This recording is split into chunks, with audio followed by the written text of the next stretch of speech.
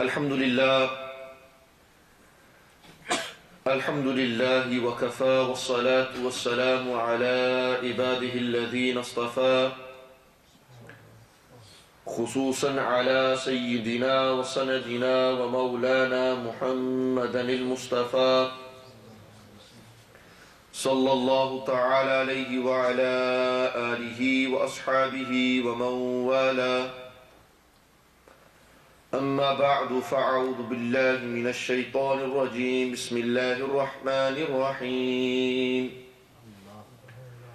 قال الله تعالى في القرآن المجيد والفرقان الحميد أحسب الناس أن يتركوا أن يقولوا آمنا وهم لا يفتنون صدق الله مولانا العظيم إن الله وملائكته يصلون على النبي يا أيها الذين آمنوا صلوا عليه وسلموا تسليما سمعت دروشك بري اللهم صل على سيدنا ومولانا محمد معدن الجود والكرم ومنبع نور والحلم وعلى آله وأصحابه أجمعين الصلاة والسلام عليك يا سيدي يا رسول الله وعلى آلك وأصحابك يا سيدي يا حبيب الله الصلاة والسلام عليك يا سيدي يا رسول الله وعلى آلك وأصحابك يا سيدي يا نبي الله الصلاة والسلام عليك يا سيدي يا رسول الله وعلى آلك وأصحابك يا سيدي يا سيد الأنبياء والمرسلين بسم الله الرحمن الرحيم. After praising Allah subhanahu wa ta'ala and sending peace and blessings and infinite salutations upon the best of creation, the beloved of Allah Almighty, the light that was sent to enlighten the world, in particular to enlighten the hearts of the believers. The purpose of our lives, the coolness to our eyes, none other than Sayyidina Muhammad Rasulullah sallallahu ta'ala alayhi wa sallam. The title of the talk is Thug Life, and this title is a relevant title to today's times, as many youngsters are growing up with this certain mentality now of thug life, this thug perception, this wannabe gangster mentality. And because it's becoming a very big problem for our young Muslim brothers and sisters, I feel that it's a topic that needs to be spoken about. Somebody needs to shed light on it. Somebody needs to talk on a level to the young people to make them understand and to make them realize that, look brother, that's not the way forward. That's not your life. That's not what your name represents. Why don't you choose a different line? Why do you have this mentality? So because of this reason, we decided that the topic would be relevant to the young people. For many years, the previous generations have been catered for. We have catered for the generations that came before us, the elder generation, first, second generation. But sadly, nobody seems to want to cater for the young people. Nobody wants to give young people attention. Nobody wants to speak to young people.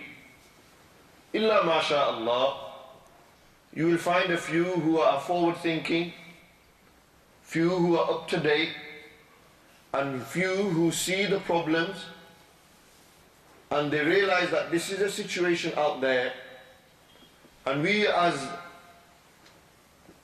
committee members, mosques, scholars, parents, young lads, brothers and sisters, want to make a change for that. We want to now cater for them, be able to speak to them so that they can relate to what is being said, and we give a solution to that. Every problem that occurred in the past, the Muslims gave solution to them. Islam was the solution for them. And these modern day problems that we have today, again, Islam is the solution for that. And we need to now translate the words and the teachings of Islam, the teachings of the Quran and Sunnah to the young people so that they may understand and they may have some solution and hope and have some direction that they can go towards and say, you know what, that's what I want to be now. I want to make a change. I want to look at life differently. I've had enough time chilling out. I've had enough time roaming the streets. I've had my cars. I've had the flashy gear. I've done everything I needed to do. Now, I think it's time that I become a good Muslim. I become a good little boy. I think it's time I change my ways. So we need to talk about this, and we need to hit the subject on its head with the nail on its head, as they say. We need to go head on. Talk to young people. For that reason, mashallah, the brothers invited myself to speak about this subject, shed light on it, and then inshallah at the end give solution to these problems that we are facing today. One of the biggest problems is this mentality. Why do young people have this thug life mentality? What's the reasons behind why they think like this? Maybe it's the boys he hangs around with, the lads that he rolls around with. You know, those guys he meets up at 10 o'clock at night. Why would you meet your friends at 10 o'clock at night? If you have children at home, or you have a wife, most probably women wouldn't, you're a husband. Unless there is a legitimate reason for you to go out at 10, 11 o'clock at night, for example, working, late shift, night shift. If you have a legitimate reason, then it's understandable. But if next man's going out at 11 at night, I beg to wonder why he's going outside. What is he going to find? What shop? Which news agents open at 11 at night? Which town centers open at 11 at night? What is he going to do at 11 at night? It's a big problem. Young lads go out at night. Why not during the day? Was it too bright for you? Well, you see too much. Too many people can see you when it's night time. You can ghost around. Nobody sees you. No cars about. So you find young people going out at night. The town centers are closed, but Shaitan's town's open. The town center is closed, but Shaitan's town is open. Shaitan's town consists of drinking, sleeping around, nightclubs, pubs, skunk and weed drugs. It consists of the boys coming out, dressed up slick, got his M3 out as well. Revs it a bit outside his house to let him know I'm here, bro. Big man's in town. So he does that. He wants to make a point. He wants to seek attention. He wants to let the boys in Batley know that there's no bigger gangster than me. I'm the biggest one going. I got a better car than you. I got a better house than you. I've got more money than you. And this mentality has come about because the laddus who he used to hang around with, the boys he used to hang around with, this is their mentality. Look, if you take a lad who is gangster mentality and you say 1 week you're going to go hang around with Imam Sahib, you're going to chill with him, you're going to spend time with him. In that 1 week his mentality will change. He will, every time he wants to link, he's going to link Imam Sahib. Imam Sahib's not going to allow him to smoke. He's not going to allow him to shop. He's not going to allow him to express his mentality and what's. Imam Sahib's not going to allow him to do that. So it will change. He's going to change his mentality. So one of the reasons for why today young people are thinking this thug mentality, this gangster mentality, is because of who they are growing up with.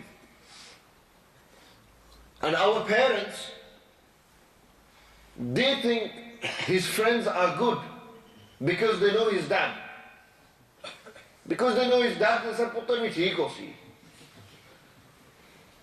Just because the father is good doesn't mean the son's going to be good. I can give you many examples where father has dari, haji, sahab, he does everything, mashallah. Everything. Putter's a drug dealer. Father's a haji. Big beard, namazi, 5 times, front row. Putter is a dealer on the street. Because his dad's a haji, your dad thinks, chalo, the pure haji hai. He's a haji. The matlab hai, eh bhi theek ho si. He doesn't know that his son's messed up. Oh, we are family, he's a family friend. We can't do that to him, man, he's my family friend. Because of holding relationships with that family or whatever, because you think he's from a good family, you think, you know what, I can't do it. I've got to allow my son to go there. Because you think it's good. Our parents are oblivious to the truth. And if they know the truth, which they will, if they know the truth, they are scared to hit the nail on the head. Because if they say something to their son will say, "Dad, I can go and do my own thing. I'll move out, no problem. My boys will cater for me. I'll get a flat, no problem. I'll live with my boys." They're scared. And if it's not because they're scared, and because they've been telling you time and time again, they've got sick of you. They've had enough. You give them too much problems. How sad. How sad is it that you are now a pain for your mother and father? You are now a problem for them. You're a tension for them. You're driving them mad. Your own mother and father, you're mentally torturing them with your behavior, the way you come downstairs dressed up like you're going out for a party, the way you come downstairs answering your mother and father back like you own them, like you're better than them, you're bigger than them. Bro, you're not bigger than your mother and father. Never. They've lived longer than you. They've seen more than you. If you are talking to them and you have a disagreement with them and you say, "Father, look, you are my father," there's no doubt. I don't have a problem with that. But I feel this is the right way. That's a different story. That's what we call in the dictionary compromising. That's a compromise. Sadly, from this extreme, you get somewhere the father says, "It's just me. But you're not right. You can never be right." Subhanallah. One day you was wrong as well. Now you're saying you will never be wrong and your son will never be right. So we have these problems. Fathers neglect the reality. They know that their son's going out at night. What is his son going to be doing at night? 2 o'clock in the morning, he doesn't come home. What is he doing out at that time? I don't understand how parents allow their kids to go out, man. I just don't get it. I don't know how they can just turn a blind eye to that. So many houses you will find where it's the daughter, maybe it's the son, they go out at night, and the mother and father in the morning know where they've been, but they are scared to confront their children. And because of that, you find so many messed up houses. He's got a problem because his son's on drugs, and he's got a problem because she's dating next man. She's got a problem, he's got a problem. Every house has some kind of problem today. Some kind of problem. Whether the father's corrupted, the children are corrupted, the mother's messed up, she's watching too much dramas, she dresses up and goes out. She's 45 years old and she dresses up and goes out. She's married, she's got 5 kids. What thug life mentality is she living? She's living the drama mentality. She watches too much drama, too much Venus TV, and God knows what other channels they watch. That's what it is. It's got to her head. Now she lives her house like a drama. Oh, my drama which they can. I've seen it in a drama. She was doing it. That's how we've got to do it. So this mentality has been influenced, which leads me to another point. How has this mentality come about? The influence of the television. Brothers, I grew up watching Godfather, Don Vito Corleone. I grew up watching Scarface, Tony Montana. I've seen American Gangster, Denzel Washington. When you watch these movies, yes, there might be 10% good in there. There's a good storyline. It teaches you. You know, these 14, 15, 16-year-old who watches these movies, who watches these programs, they just love the action. That's all they like. They love the running. They love the need for speed in there. The cars, they love the way they talk, the walk. They don't look at the lesson in that story. The man got killed at the end because he was in the wrong line. They don't look at that. They look at it as, man, the guy's a bad actor. Look at him. Al Pacino was giving it in Scarface. And then he tries imitating him. He goes out there, tries walking like him, talking like him. He uses the same words as he uses. So where did you learn this from? Since when did you pick up this Colombian accent? You tell me. I've been watching movies all night. What did your mum and dad? Oh, they were asleep, man. They put a TV in my room. Moja. They put a TV in my room. I got myself a DVD player. Maybe it's a DVD TV combo. Both of them, he put it in there. I was watching it at night. I've seen it. 10 times over I watched it. What did you learn? Man, the guy's a gangster. The guy talks a gangster talk. He's got money, everything. He's got this white stuff in front of him. He doesn't know what it is. He doesn't know anything. He doesn't know if it's right or wrong. He just looks and says it's action. Look at how much TV has influenced our lives. Most of these things that you see it on the television. Now the TV has many good inside it, and it has a lot of bad inside it as well. There's good, you can watch Islamic channels on there. You can benefit by watching Noor TV, Ummah channel, all these Islamic channels that are on there. However, the same hand, you've got MTV on there, you've got BBC, you've got EastEnders, you've got all of these things. You watch them. Your perception builds and you keep watching, you keep watching, you keep watching. You analyze the body language, the facial expressions, and before you know it, you're doing what they're doing on TV. You're doing what they're doing on TV. They show glamour on TV, you want to look glamorous when you go out. They show bad boys on TV, you want to be a bad boy on TV. They show X Factor in your head, you think you're going to win X Factor. Brother, you need to get on X Factor to win it. You start watching X Factor, you think that's it, that's what it is. So this mentality grows through the influence of television. This mentality has grown through the influence of the company. This mentality has grown because the parents didn't put a stop to it. They allowed him. They allowed him to chill. They gave him that freedom. Big word, isn't it? Freedom. It's a massive word in today's world. Freedom is a big word. Whether it's freedom of speech, freedom of expression, freedom. People, the world wants to make you free. They want you to be a free bird. Nobody can stop me mentality. I'm the boss on the street mentality. That's what the world wants you to do.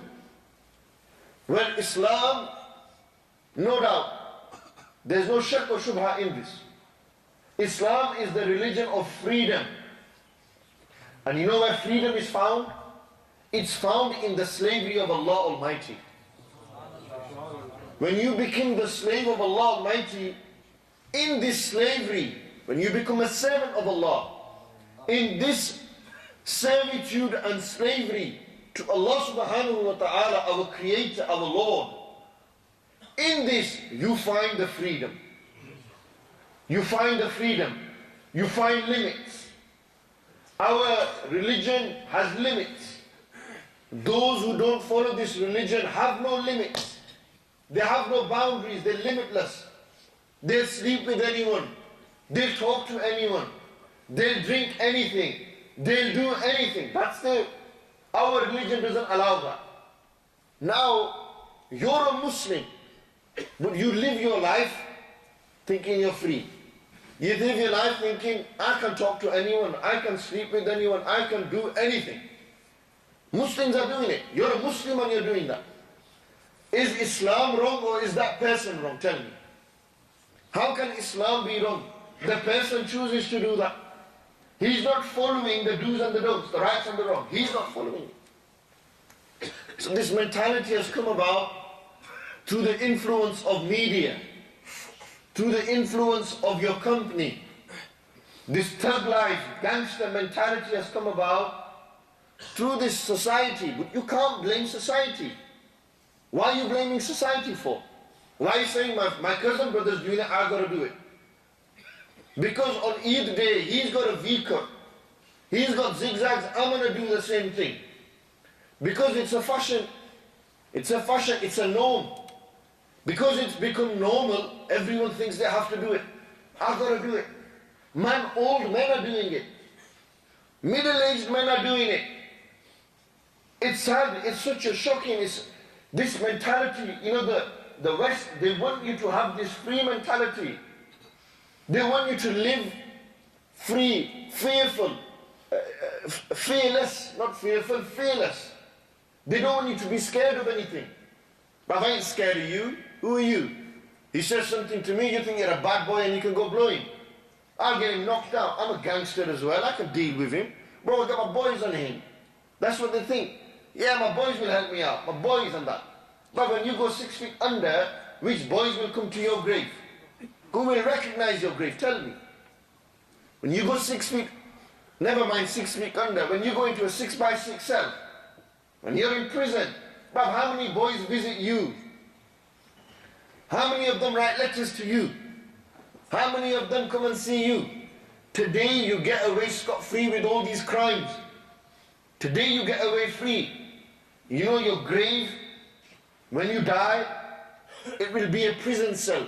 Especially for those who think they can get away scot-free today. Who think they can get away free. No, nobody's going to stop me. Fearful, fearless mentality. I'm fearless. Look, nothing can scare me. I ain't scared of you, bro. Who are you? You walk around, you strut around in the streets thinking you're bad. Today you're walking around like that, tomorrow you're going to be an old man. And when you're old, your body's going to get weak. But where's your strength gone? Where's that power gone that you think you had? Today you've got all the respect. You're a renowned drug dealer. Tomorrow you've got no money left, no respect. Brother, where's your respect gone? Where's it gone? Tell me. Where's your power gone? Today you look good, you think you look good. Tomorrow there's no looks left. Your face becomes burnt. Bruv, where's your looks gone? Today we think everything I've done myself. Bruv, I am who I am. We try to take the credit for everything. Nobody can stop me. I'm more powerful than you. No family can stop me.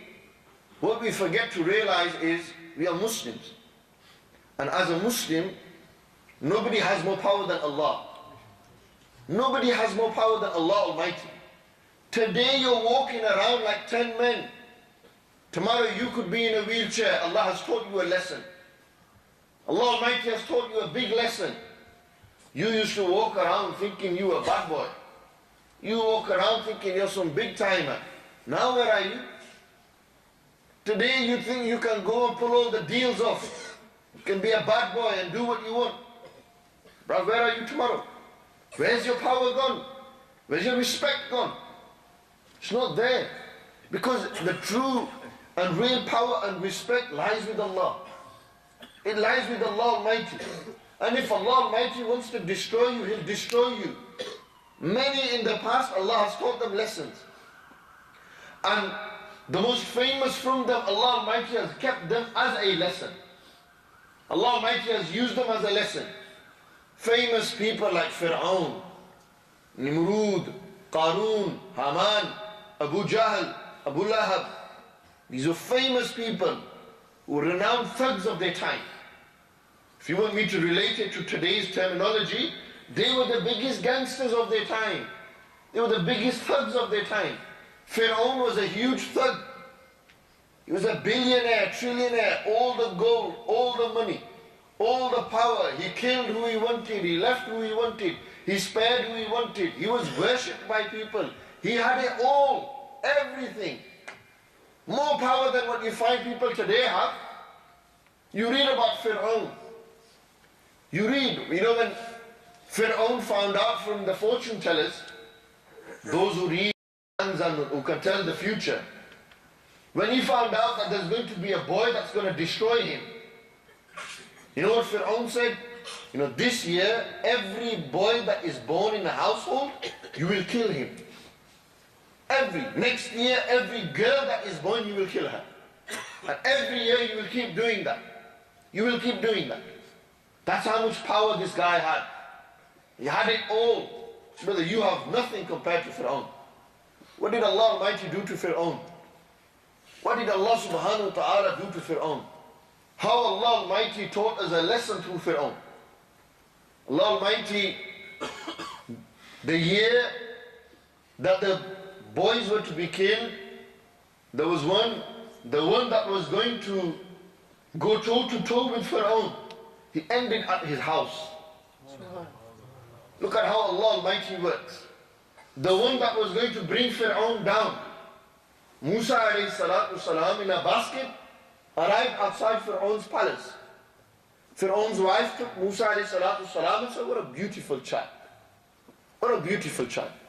We can't kill him, he's beautiful. He's coming, we'll spare him. Allahu Akbar, Musa alayhi salam grew up in Fir'aun's house. And Allah Almighty was going to destroy Fir'aun and said, the person that will destroy you, he's growing up in your house. He will teach you a lesson. The Musa alayhi salatu salam, and they did the Ilan of the Nabuwwat, and Allah bestowed them with prophethood. And they went against Fir'aun. The people believed in Musa alayhi salam. Miracles were performed, defied Fir'aun's miracles, defied him everything. Fir'aun tried everything to stop Musa alayhi salam. Allah Almighty said, to every bad, I will send somebody good. I will send someone to destroy that person. I will send someone to teach that person a lesson. Allah Almighty taught Fir'aun a lesson. When Fir'aun, million man army. You know, when you talk about a firm, you talk about a crew. Fir'aun had the biggest crew, millions in his army, in his crew. Musa alayhi salam, when he arrived at that river, Musa alayhi salam said, Allah, open this river for me. When Allah Almighty opened the river, Musa alayhi salam got to the end. When Fir'aun got to the middle, Allah Almighty said, this is the end of this great title. This man who claims to be proud, this man who thinks he's everything, this man who has this thug life mentality of that time, I will destroy him. And what will I use? We'll get into the middle of the sea, and then I will send the water and I will drown him in there. And Allah destroyed Fir'aun. If you go a little further behind in history, and go to Ibrahim alayhi salatu salam and Nimrud. This is another example. Allah destroyed Nimrud. You know what Allah Almighty, how Allah destroyed Nimrud? He sent Ibrahim alayhi salam, warned him, worship one Allah, worship one Allah. Don't think you're everything. Don't get proud. You think you got it. What have you got? You ain't got nothing. Don't do it. Don't do it. Nimrud said, no, I am the man. I've got it all. I've got the crown. I've got the best vehicles of that time. I've got the best clothes of that time. I have control of the whole world. I'm the most powerfulest in this world. Allah Almighty in the Quran said, Inna Allah la yastahyi an yadriba mathalan ma ba'uda. Allah Almighty is not shy to give you examples of a mosquito or something smaller than a mosquito. Allah will give you an example of that. Inna Allah la yastahyi. Allah is not shy. أن يضرب مثلا ما بعودا, that He gives you an example of a ba'uda, give you an example of a mosquito. What did Allah Almighty do to Nimrud? Allah Almighty sent a mosquito, and the mosquito went up his nose. When the mosquito went up to his nose, it went into his brain, and it began to eat his brain out. Allah Almighty is teaching Nimrud a lesson. Change your ways, otherwise I will destroy you.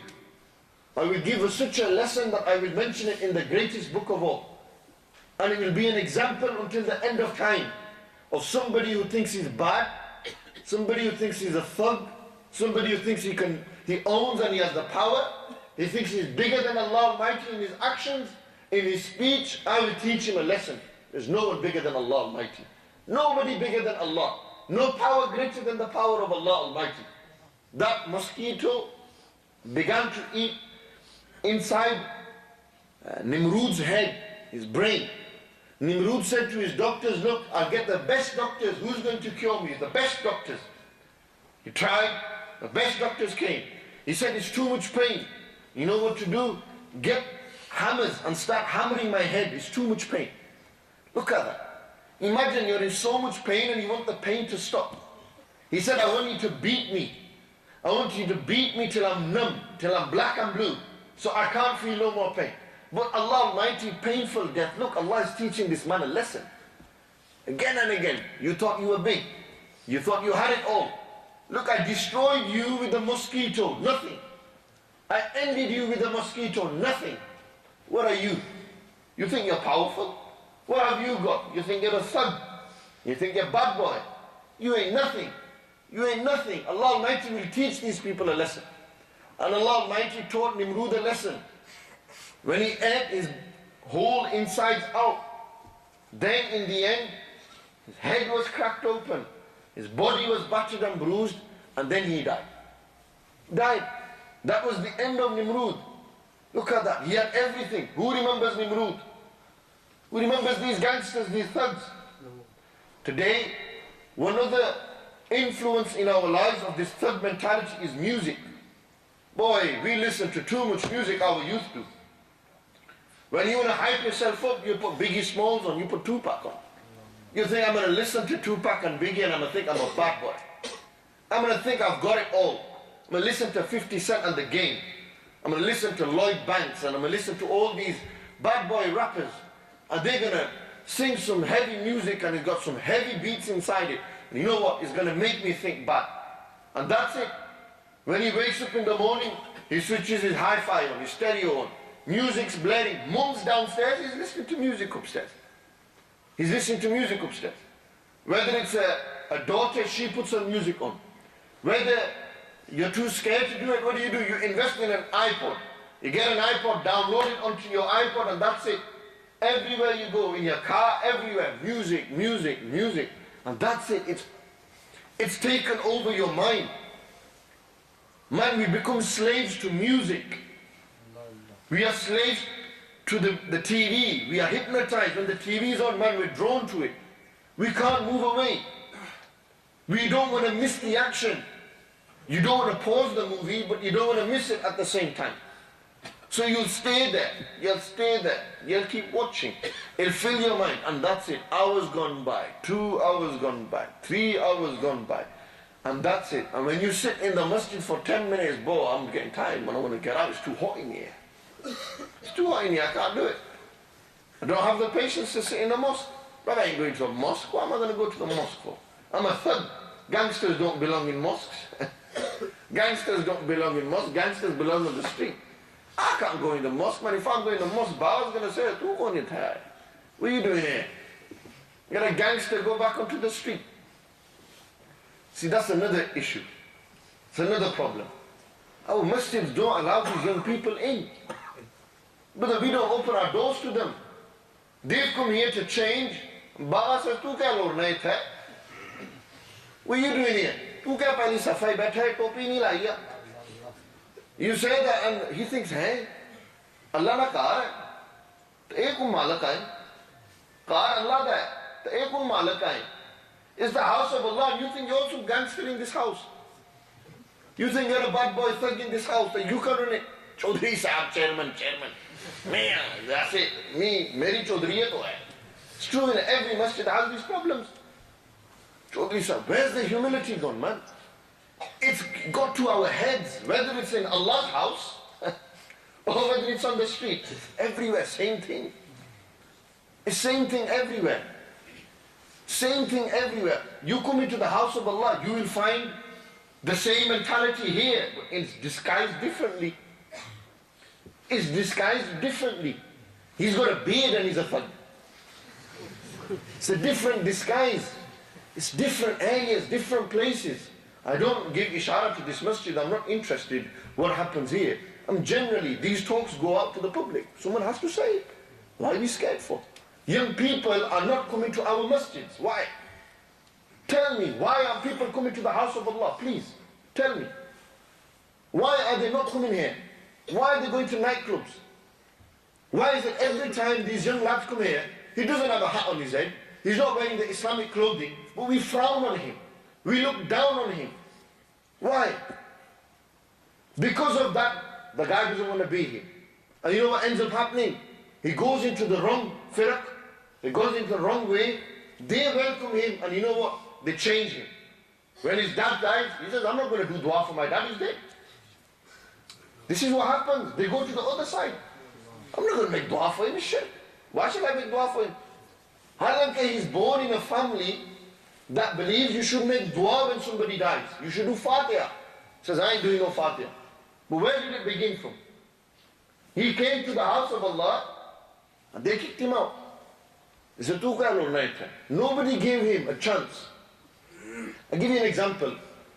The muazzin of this masjid, or any masjid, anywhere, is most probably an old man. He does the azan. I don't know who it is here. I wasn't here for Isha Namaz. He's an old man. Every masjid you go, 95% of the time, if that, most of them that I've been to, it's an old man who is doing the azan. Old man. Young person, on the deen, has a beard. Why don't you let him do the azan? His voice is better than yours. His tajweed is better than yours. But no, I am the muezzin. I'm in charge. It's a big problem. When are you going to, when you die, who's going to do the azan?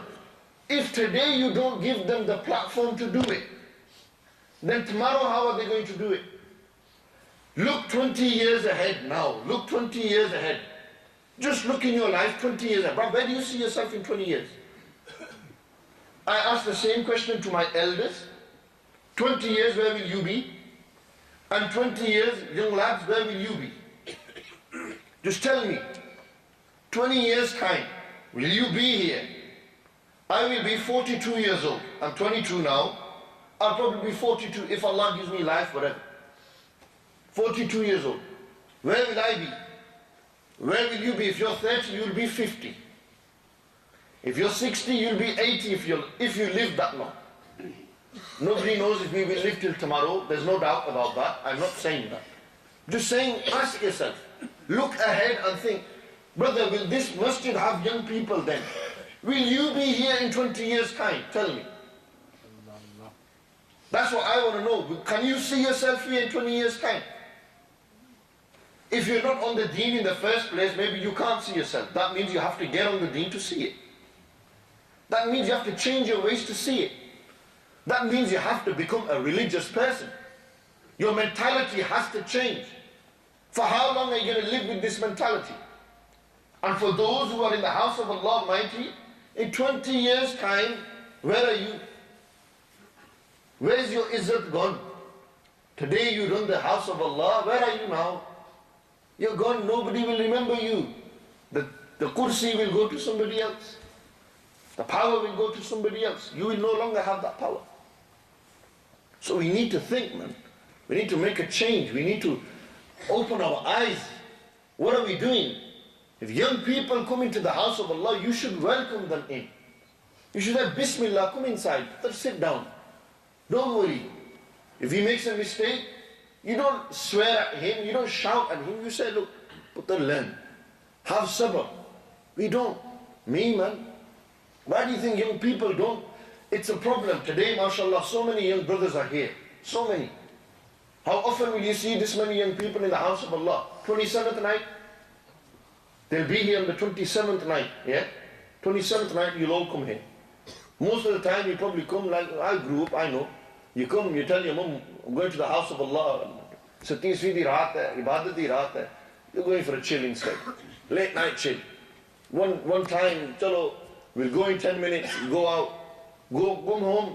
Where were you put the Masjid namaz padna sa? That was our mosque, reading namaz and that. Really, he was chilling out. They come here, 27th night.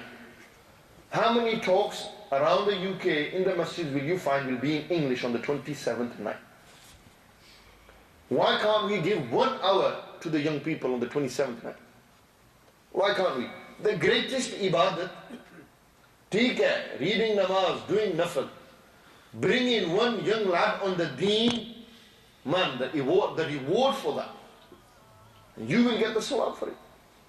Just one. Milad Sharif program. Milad Sharif is coming up, somebody's phone's going off, I don't know. Milad Sharif program, and nothing's in English. When's it going to change? When are you going to allow? We are already behind 20 years. We are already behind people. And if we don't change now, then in 10 years' time, this masjid will have no young Sunni youth left, I tell you. They will all go. They will forget about it. They'll say, man, I came here, I tried, nobody helped me. Why shall I do it? We've got to have some vision. As Sunnis, we have to have vision. We've got to look ahead, man. You're going to have kids tomorrow. Today you're a thug, tomorrow what are you going to do? Today you bowl around like a gangster. Now you're thinking, I want a wife who's good looking. She's looking good. 20 years time, you will suffer. If today you're looking for one that is good looking and has a good job and all that, in 20 years time, you know how you will suffer. When you have kids and you and your kids study namaz, they'll say, Dad, when I grew up, I seen you ain't reading namaz. Dad, you didn't do that. Why shall I do it? These are the answers children give to their parents today. Father, you didn't read namaz, why shall I read it? My mom used to watch dramas all the time, why shall I watch anything? Why shall I read namaz? Everything we do, it has a consequence.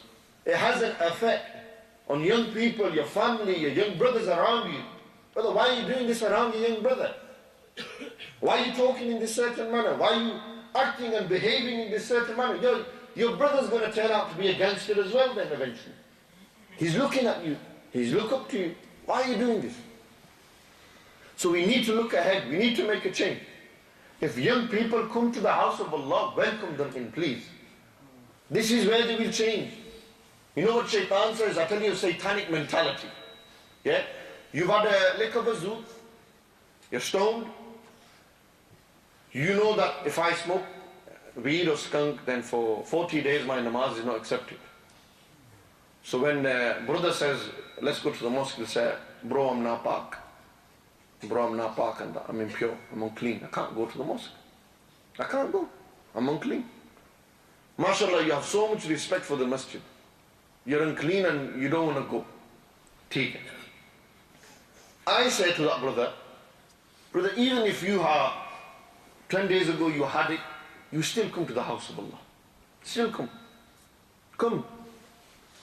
This is the house of Allah Almighty. If all kinds of people go to the Kaaba Sharif, all kinds of people, the biggest gangsters have gone there, changed. This is the house of Allah. You come here, you might change. It might affect you. You might change your mentality. You come. When I said, brother, come, I keep saying it. Shaitan turns around and says to him, bruv, don't go. Don't go, man, you're impure. Don't go, you're not clean. You can't go in there. So he thinks, I can't go, I can't go. And because of that, he doesn't go to the house of Allah. He keeps carrying on in his old way. How do you combat that? You still go to the house of Allah Almighty. He accepts the namaz, not me and you. He's the one to accept, not me and you. You come, you try. You still make the effort. Allah Almighty is the one to accept. It's possible in this trying, you will change. It's possible. Yaar, if Bishr Hafi Rahmatullah alayhi, if Hazrat Bishr Hafi was drunk,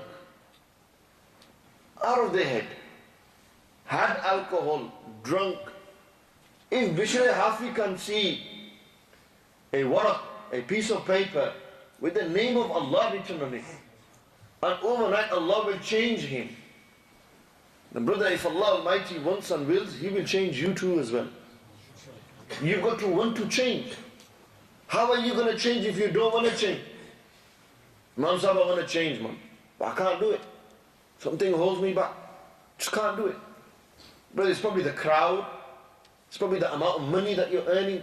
And you think if I change, then I've got to stop all this, and that means I'm going to get poor. And if I get poor, I don't have. Your pride comes in the way. You want to look good for everyone. What comes in the way is people. You think about people. You have to forget thinking about people. People don't care about you. They don't care about you. Everyone is worried about themselves, man. Everyone's selfish out there. Why? Why do you think of people? You have to think of Allah. He's gave you life. What is Allah going to say to you? What will Allah think of you? Don't think about people. Think what Allah will think of you. And we think, is this going to make Allah happy or is this going to make people happy? Ask yourself these things. This is where, when he thinks that, when he begins to think like that, he thinks, yeah, I've got to do it for Allah Almighty, then he changes. He says, you know what, man, I don't care what he thinks. I'm not bothered what he thinks. I'm worried about what Allah Almighty thinks of me. I've got to answer to Allah, not to people. One day I will have to stand in front of Allah, not people. One day He will ask me everything, not the people. What answer will I give to Allah? What will I say to Allah when He asks me about my life? When Allah will ask me, how did you spend your youth? You was a young boy, young lad, young man. I gave you health, I gave you wealth, I gave you everything. How did you spend your time? What are you going to say? I spent it in a nightclub? I spent my time thinking I was a thug and a gangster? Is that what you're going to say to Allah? That answer is not good enough, brother. I'm telling you now, it's not good enough. What are you going to say to Allah? I gave you money. What did you do with that money? I gave you health. What are you going to do with your health? I gave you wealth. I gave you family. What did you do with these things? What did you do? What answer will you give to Allah? Have you forgotten about that day? Why do we constantly need reminding? And the reality is, one of the solutions to all of this is we need to be reminded. We need reminders every day, every day. You know, you have that dose, if you don't eat, you feel hungry.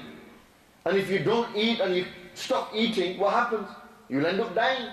You die from hunger, thirst. If you don't drink, you don't eat.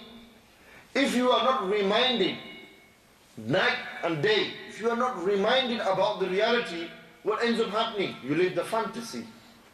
You start living fantasy life. Oh, I'm going to do this, I'm going to do that. You get so caught up in the dunya, you forget the real world. We need to be reminded time and time again. Brother, one day you're going to die. We're going to die. That's the reality, man. No gangsters live forever. No gangster has ever lived forever. Name me one. Al Capone, he didn't live forever, he died. Cray twins, down south, they died one day. All these gangsters, everyone has to die one day. But where are they all gone? Where have they gone? So powerful, so much everything. When they die, so helpless. So helpless, can't do nothing. Allahu Akbar. Look at how much Allah gives us an example through a dead body. Look at that, a dead body in front of you is helpless. When it needs to be washed before it's shrouded, it can't wash himself now.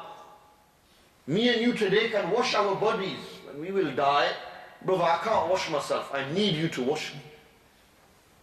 I'm naked. I need clothing. Brother, you can't clothe yourself. You need to be clothed. Somebody will shroud you with white pieces of cloth. Brother, where's your power gone? Where's the thug life gone? This is the reality, man. How sad is it? How sad is it? How unfortunate is it? Imagine just for one moment, young lads who are sitting here. Your dad was to die. Your dad was to die. Your mum was to die. You had to wash their body. Brother, you didn't know how to wash their body. How sad is it? You don't know how to wash your own father's body when he dies. All your life, he washed your body. He clothed you. He paid for everything you had on. Everything. He did it for you. Now he's dead. You can't do it for him. You don't have enough knowledge to do it for him. That's so sad, man. That's unfortunate. That you don't know.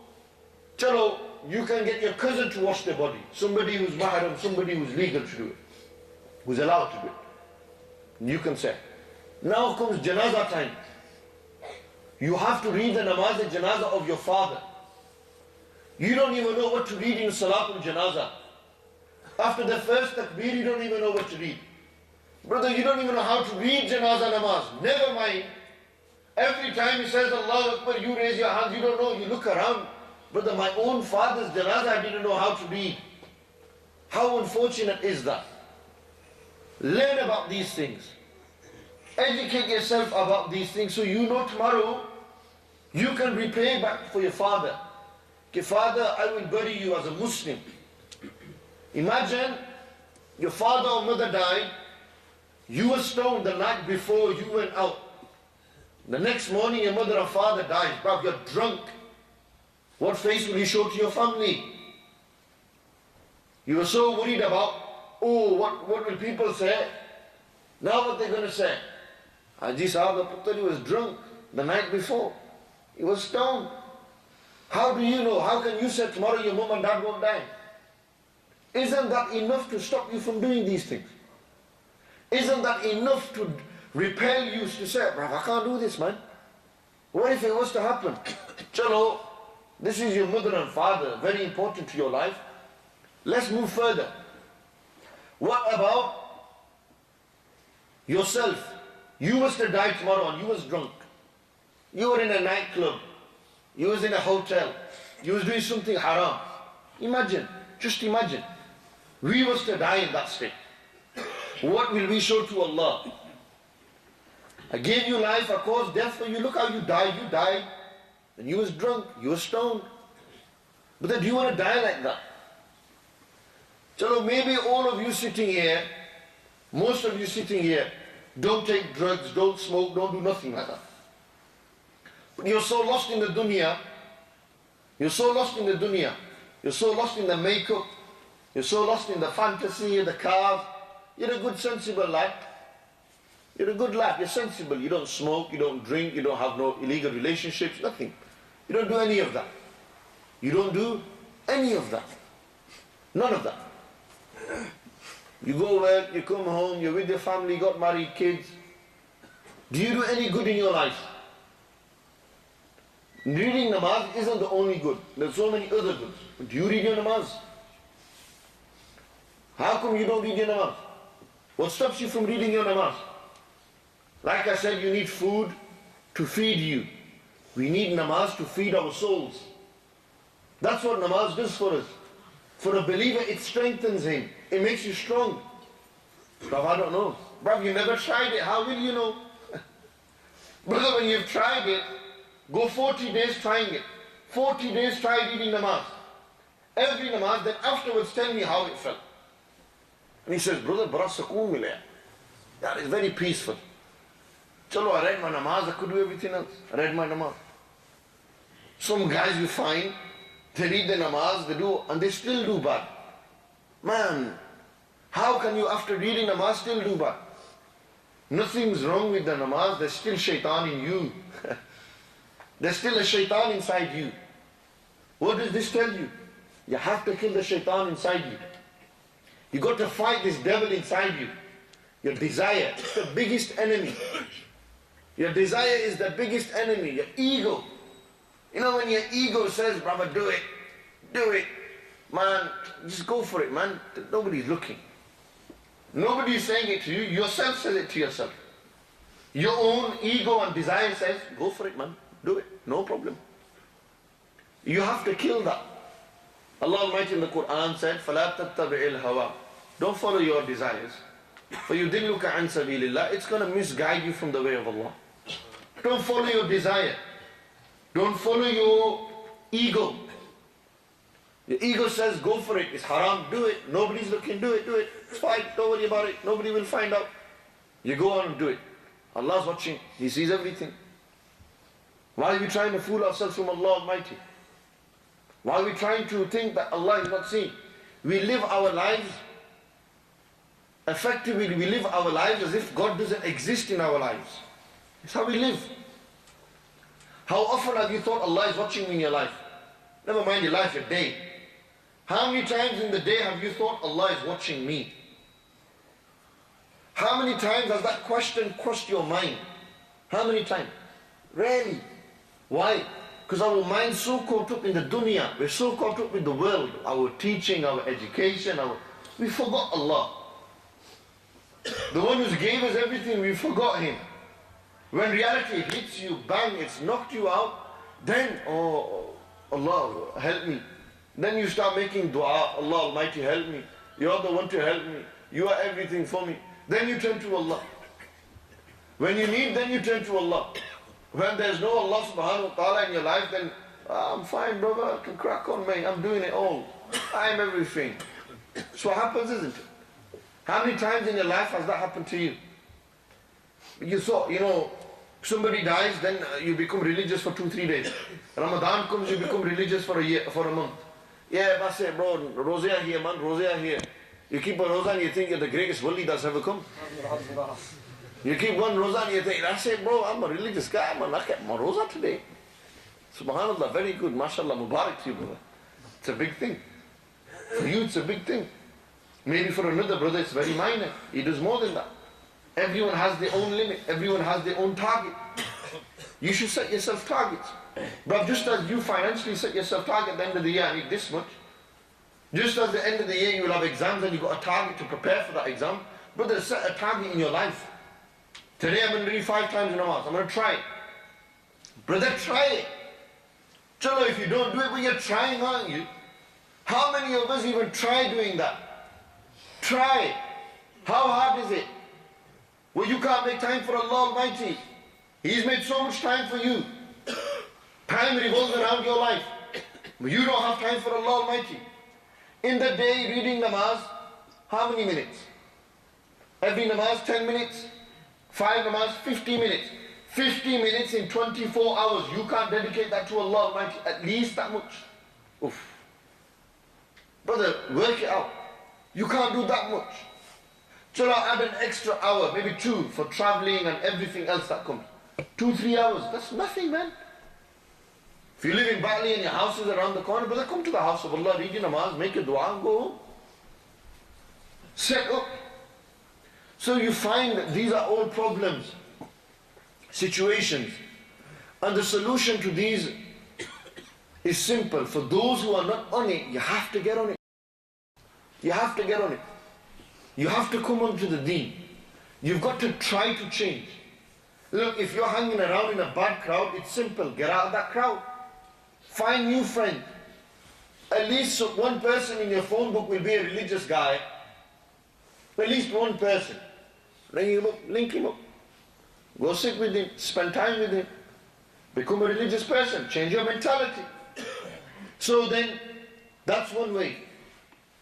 You change your crowd. The boys you are hanging around with. If you're not on the deen, don't stop. Don't become weak. Brother, if you want to go and do something haram, you will put every ounce of blood, sweat into it to go and get that. There's a house on sale. Every penny you will save up for that house. You got a mortgage to pay, brother. If you can pay a mortgage off, then I'm sure you can also try for Allah subhanahu wa ta'ala. I'm sure. If you can go out there and work 6, 7 hours, 8 hours, I'm sure you can work for Allah subhanahu wa ta'ala. Only an hour. Nothing more than that. Read your 5 times namaz. Simple. If you can do it for all the bad, why can't you do it for the good? See, there's a raz in that as well. There's a wisdom behind that. Allah Almighty in the Quran said it. I read the ayat of the Quran. أَحَسِبَ النَّاسُ أَن يُتْرَكُوا أَن يَقُولُوا آمَنَّا وَهُمْ لَا يُفْتَنُونَ. Allah said in the Quran, أَحَسِبَ النَّاسُ. Do the people think, does humanity think, أَن يُتْرَكُوا, that they will leave the old ways. أَن يُتْرَكُوا, they will leave the old ways, the old bad habits, everything. أَن يَقُولُوا آمَنَّا. And then they will say, آمَنَّا وَصَدَّقْنَا. We believe in you, we follow you, we trust you, I believe in Allah, everything, I read my namaz, everything. They will become religious people. They're going to leave the old way and become a religious person. They're going to leave the old way and become a religious person. And then Allah says, وَهُمْ لَا يُفْتَنُونَ. Do they think that Allah's not going to test them then? Do you think everything's hunky-dory after that? Brother, ask a religious brother how hard it is to be on this deen. You got an easy life if you're a gangster and doing everything. You come on the deen and you get tested. Allah tests you. Allah wants to see how strong you are. That's the whole purpose, brother. That's the challenge, man. If you think you're a bad boy and a thug, go on, go for this challenge. I dare you. I dare you, I'll rate you if you can come and start changing your life. I'll rate you. It's not easy. I'm telling you now, it's not easy. Be prepared to lose everything. Be prepared for the worst. But who are you doing it for? You're doing it for Allah Almighty. You ain't doing it for yourself. You're not doing it for no one. You're doing it for Allah. That's the whole life. You have to believe in Allah so much that, yes, He's going to give me an ajr. We believe in Allah. Look how strong our iman should be. We believe in Allah, yet we have never seen Him. We can't even imagine Allah, but we believe in Him. Yeah, if He can give us food, everything, we believe in Him so much. Brother, you should have the power and capability inside. The other thing is, you find a role model in your life. You follow someone in your life. You go and attach yourself to someone. Today we are going through the month of Muharram al-Haram. This is a month, a very blessed month. This is the month in which Imam Hussein ibn Ali radiyallahu ta'ala anhuma passed away. You know who Imam Hussein is? He's a role model for me and you. That's what Sayyidina Imam Hussein is. You know what Karbala is to me and you? Karbala to me and to young people is this. This is the message of Karbala to young people. That you can sacrifice everything in your life. You can do it for the sake of Allah Almighty. Imam Hussein, he was only 4, 5 years old, 6 years old. Nabi Salatu Salam said to them, "O my grandson, O my son, in the 60s you will be killed. You'll be martyred. There'll be a group of people who will martyr you. Nabi Islam told them before they died, before they left this world, they're going to be martyred. Imam Hussein grew up like this. Nabi Islam also said, Hassan and Hussein, you are the leaders of Jannat. We're the leaders of Jannat. What did they do? Did they live on this and say, that's it man, I've made it. My grandfathers told me I'm in Jannat. I'm a leader of Jannat. I don't need to read namaz. I don't need to do Hajj. No. Imam Hussein went there. He could have turned around. He could have asked Allah anything. Allah would have gave him. He's the beloved of Allah subhanahu wa ta'ala. He's one of the chosen. The grandson of Rasulullah sallallahu. He holds the same blood as the Prophet sallallahu alayhi wasallam. Imam Hussein arrived. They could have turned around. They didn't need to fight that battle. But why did they stand there? Why? For the truth. Imam Hussein was fighting the thug of that time, the tyrant of that time, who was Yazid. Yazid had a false claim. His claim was that he was the rightful owner to the power of Islam. He was the rightful owner to lead the people. Imam Hussein wasn't interested in the power. He wasn't interested in the leadership. Imam Hussein said, this person can't be in charge of us. This person is a tyrant, he's a thug. Look, he drinks, he sleeps around, he eats the people's money, he does all this haram, he doesn't read his namaz. He's our leader? No. Imam Hussein said, I have to stop him. My duty and my job is to stop this person. Look, if this person carries on like this, then people will think Islam is a religion that allows tyrants like this. Somebody has to stand against Yazid and his army. When Imam Ali Maqam, Sayyidina Imam Hussein ibn Ali radiyallahu ta'ala anhu arrived, Midani Karbala, brother, what have you faced in your life? Tell me. What have we done in our lives? One little test and we start crying. One little test and say, I can't handle it, stop it. That's what we do. Imam Hussein was tested to every moment in this waqia. Every moment. 10 days, no water. No water for 10 days, Imam Hussein. They had to feed 72 people in their family. Their children were there, their beloved loved ones, their spouses, everyone. They were all there. Their nephews were there, their nieces were there. All come to Karbala. When Imam Hussein got to the land of Karbala, they asked the person, where are we? He said, you are in Karb wa Bala. You are in the land of Karb and Bala. And this is why we call it Karbala. We call it Karbala, but what is Karbala? Actually it's two words in Arabic. Karb wa Bala. Karb and Bala means the word, the land of sorrow. This is a land of Karb, sadness. Bala means test. When Imam Hussein heard that he's come to Karbala, Karbala, Imam Hussein said, we will stop here. This is where I will end. This is where the end of the road is. When they sat there, 10 days, no water. The nieces were crying, the daughters were crying, Imam Hussein's children were crying, needing water. Imam Hussein went to that person, said, give water to my children. Different people. They said, no chance. We'll give it to anyone, but we won't give it to you. Unless you accept Yazid as the ruler. You accept him to be the leader. Imam Hussein remained patient. If Imam Hussein wanted, he could have said, Allah, send water for my people. It wasn't hard for Imam Hussein. He was Malik al-Mukhtar. He was the grandson of Rasulullah sallallahu alaihi wasallam. If he wanted, the mountains would turn to gold. If he wanted, Imam Hussein is teaching us a lesson. That when you come on this path, when you come on the deen, when you leave your old ways, you will be tested by Allah. If the most beloveds to Allah, who didn't do no wrong in their lives, who were mahfuz in their life, Allah protected them from wrongs. If they are tested, then Hazrat, who are me and you? Who are me and you?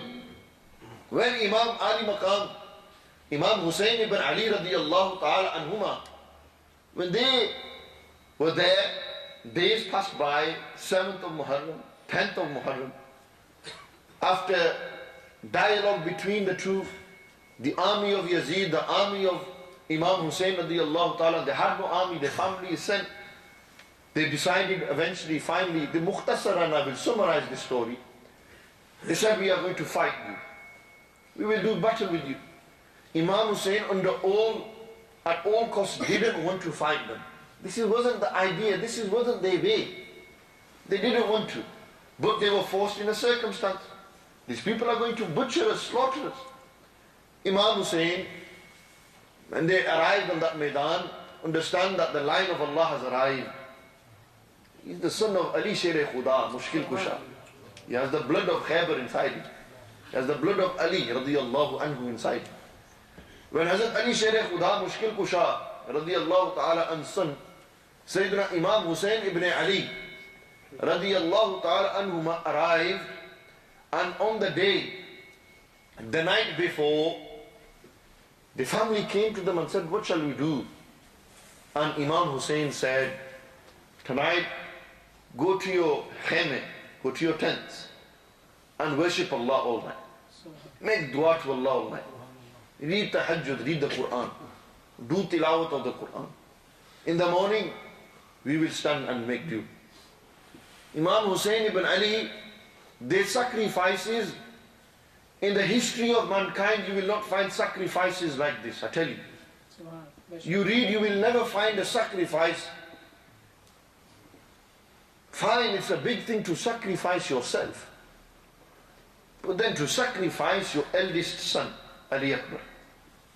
Ali Akbar stood to sacrifice your brother's son, Imam Qasim, the son of Imam Hassan, radiyallahu ta'ala anhu. He went there. When Imam Qasim arrived, he said, who are you? He said, I'm the son of Hazrat Hassan al-Mujtaba. I'm the son of Hazrat Imam Hassan. I'm the grandson of Ali Sher Khuda. I am the grandson, great-grandson of Muhammadur Rasulullah sallallahu alayhi wa sallam. This is who I am. So we will do battle. Hazrat Imam Qasim was martyred. Imam Muhammad and Aun were martyred. Then Ali Akbar stood. They went onto the battlefield. Who are you? He said, I am the son of Imam Hussein. I am the son of the man who you want to kill. I am the son of the one whose blood you are thirsty for. I am his son, the grandson of Ali Sher Khuda. Fight me. The best fighter of all of them, the best fighter, he had 4 sons. He said, I will send my son to fight you. Why am I going to fight you? Who are you? He said, you can send your whole army to me, I will kill them. One by one his sons came. One by one he sent the heads back to his father. And said, I've done. And then Shimmer and these, they said, Amr bin Sa'ab, they said, where are your sons gone? What are you? He said, I'll fight you as well.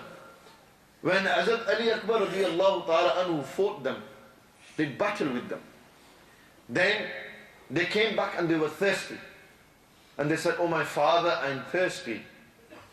Quench my thirst, give me water.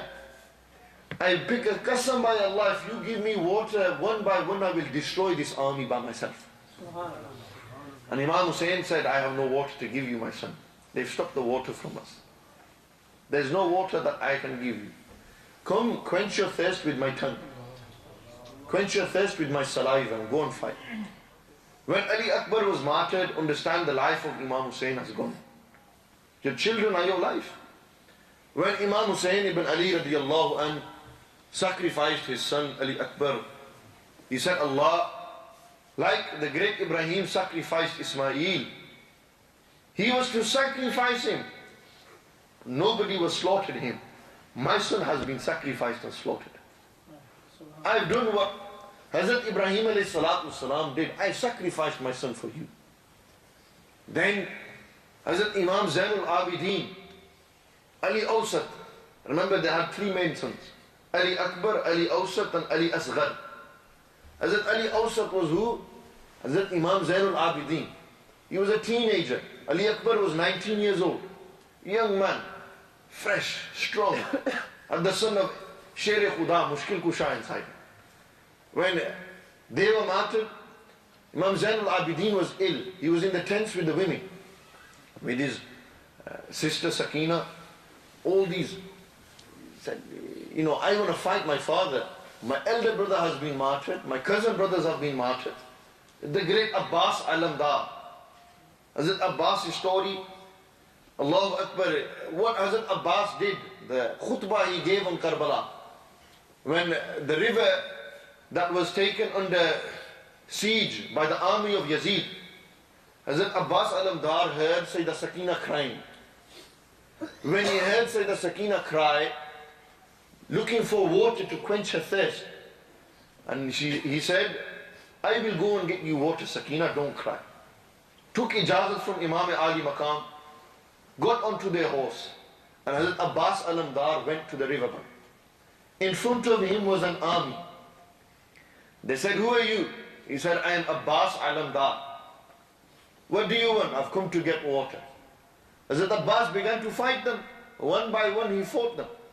Got to the riverbank, took the water, put it into the canister, put it around their neck. Now Hazrat Abbas has got through the army, he has to fight the army to get back out. Allahu Akbar, Hazrat Abbas Alamdar, Shuja'at, the courage of this man. When his horse was slain, he was on foot, he carried on, running towards the tent to quench the thirst of Sayyidah Sakina, the daughter of Imam Hussein.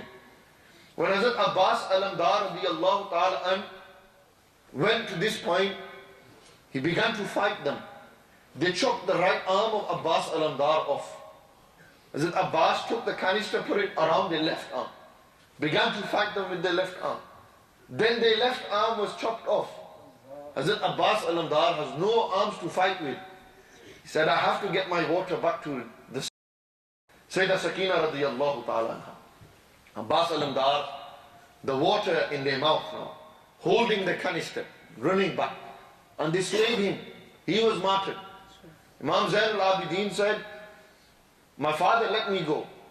That Imam Hussein said, if I let you go, my son, then who is going to carry my awlad on?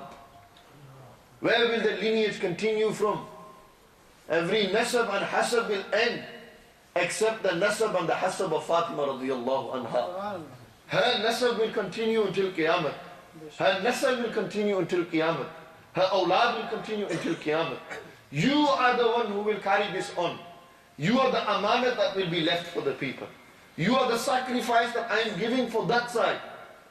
Then Imam Ali Maqam took this youngest son, 6 months old, Ali Asghar, and said, oh Yazidis, fine, you want my blood, you want to quench my thirst, that's fine. But what has my 6-month-old son done to you? Give him water, let him live. And from there, the evil Shimmer fired an arrow straight into the neck of Ali Asghar. Ali Asghar, 6 months old, in the hands of his father is killed. Brothers, what have me and you seen in our lives? What have we seen? We live the lives of kings, but the real kings were those on Karbala. We live our lives like kings, but they were the real kings. They are the real men of power, the men who sacrificed. When they sacrificed, they went back, they looked at their family and they said, my turn has come now. It's my turn to go and fight these people. When Imam Hussein ibn Ali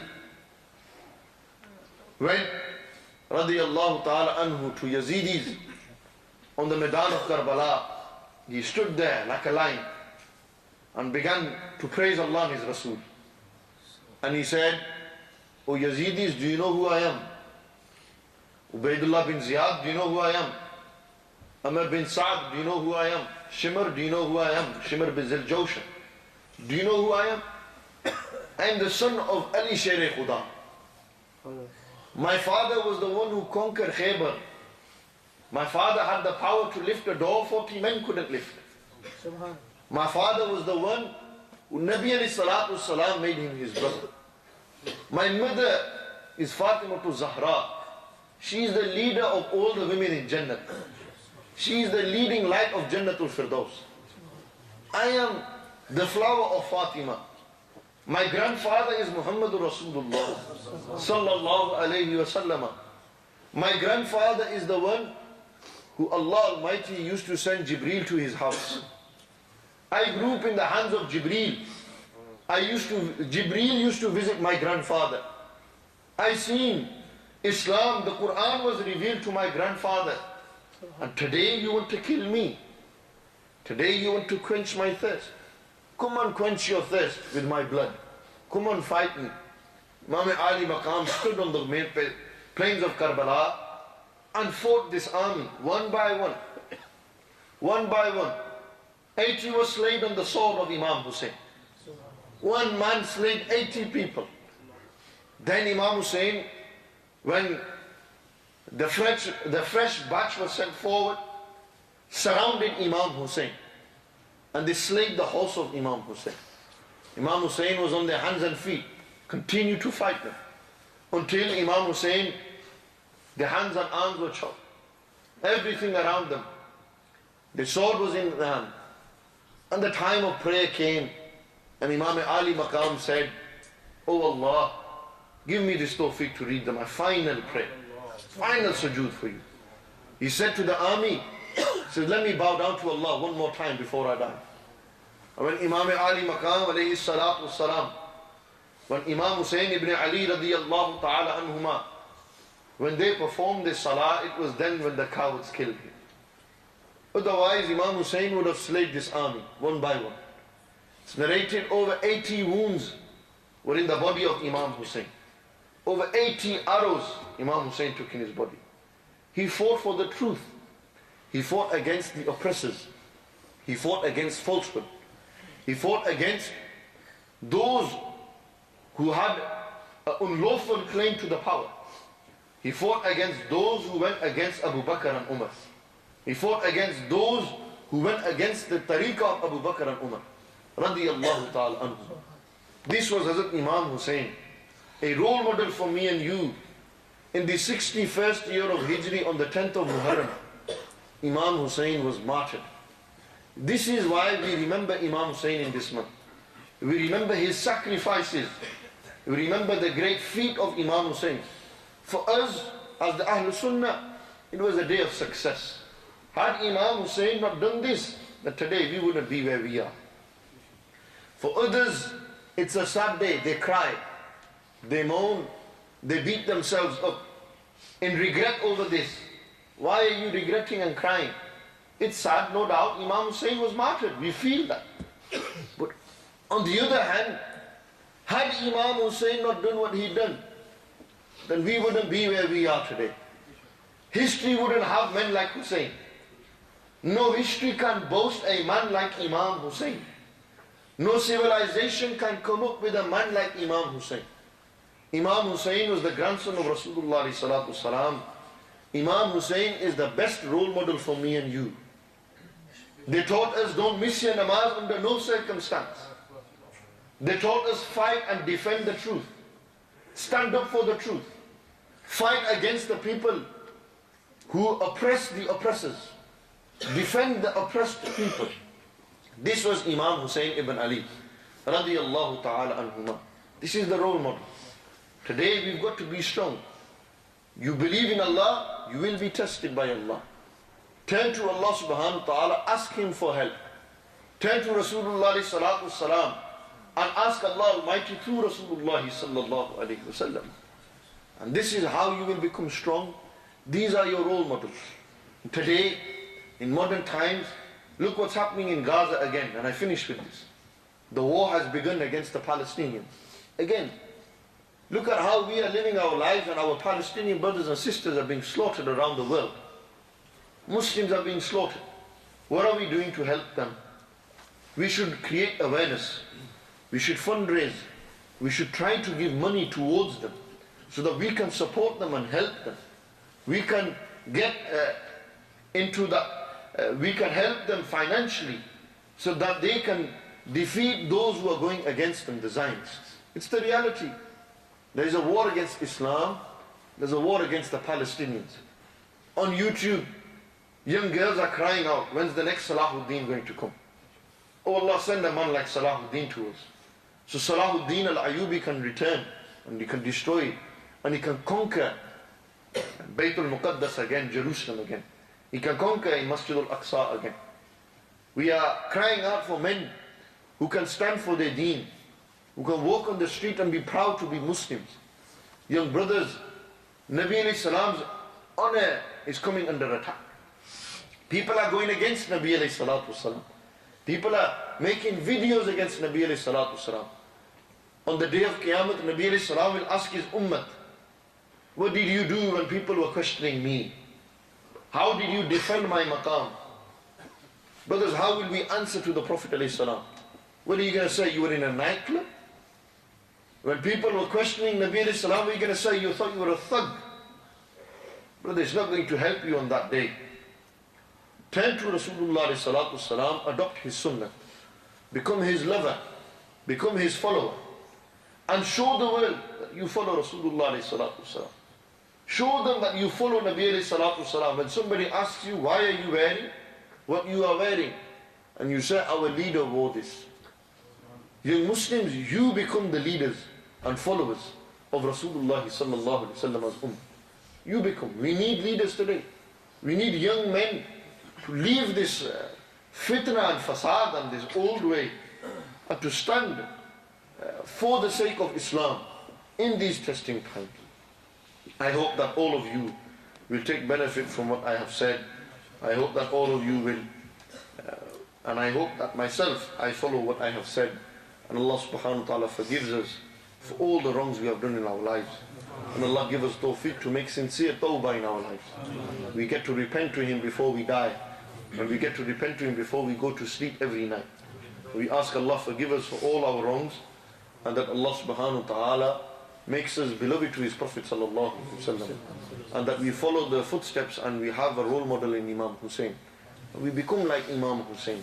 We sacrifice for the sake of Allah and His Rasul, for the pleasure of Allah and His Rasul. وأقول قولي هذا استغفر الله لي ولكم وآخر دعوانا أن الحمد لله رب العالمين.